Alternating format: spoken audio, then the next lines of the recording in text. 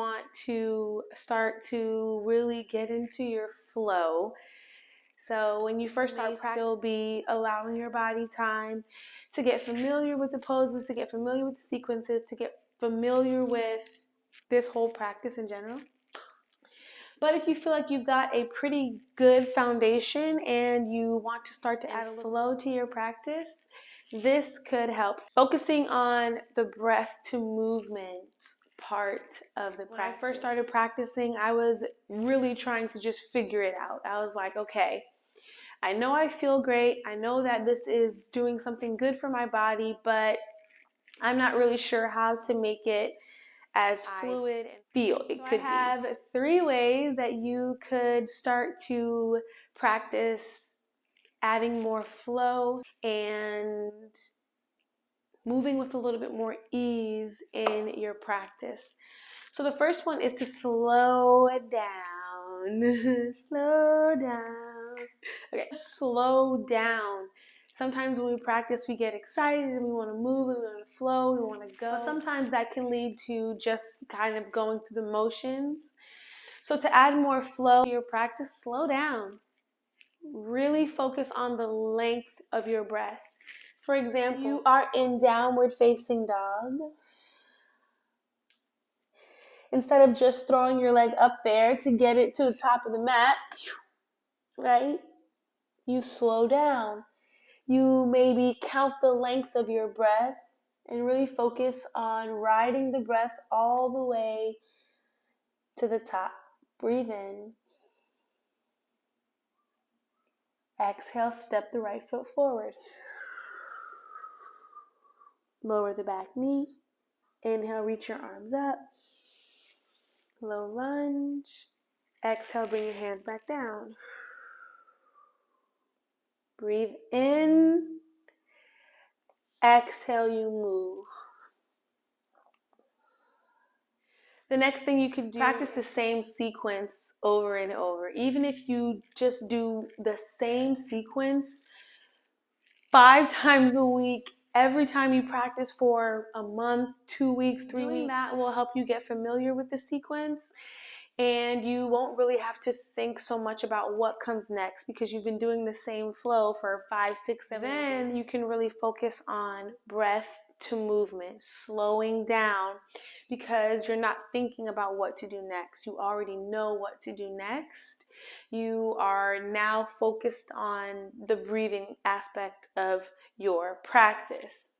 For example, you could practice this sequence every single day until you know it like the back of your hand. And it is a great flow to help you really practice that breath to movement, which again happens over time and the more that you practice. So starting from the top of the mat, take a breath in and reach your arms overhead. Exhale, bend your knees, bring your hands to the floor, forward fold. Inhale to lengthen your spine up halfway. Exhale, bring your hands down and step your feet back to a plank pose. I always breathe out here at the top of the plank.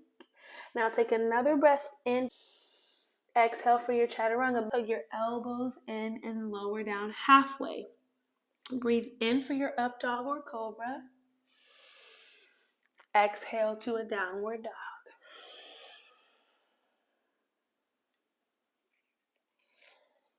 Now let's do that one more time, but flowing with it, breath to movement. That is a Sun A. You practice that same sequence over and over and over again. Every time you practice for the next week, you'll really start to feel how you can ride the length of the breath and how you can really focus on breathing. I put the biggest emphasis on breathing because I feel that sometimes when you start your yoga practice, like you know you have to breathe, right? You're the instructor says it all the time. But you're like busy trying to think about what's next and what to do and is it right? Is it safe? Right? And maybe you're looking around at everybody else because you're like, what is going on?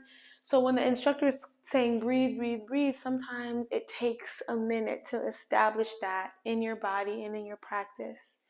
Sun A's are super great to help you establish that. So let's do it one more time.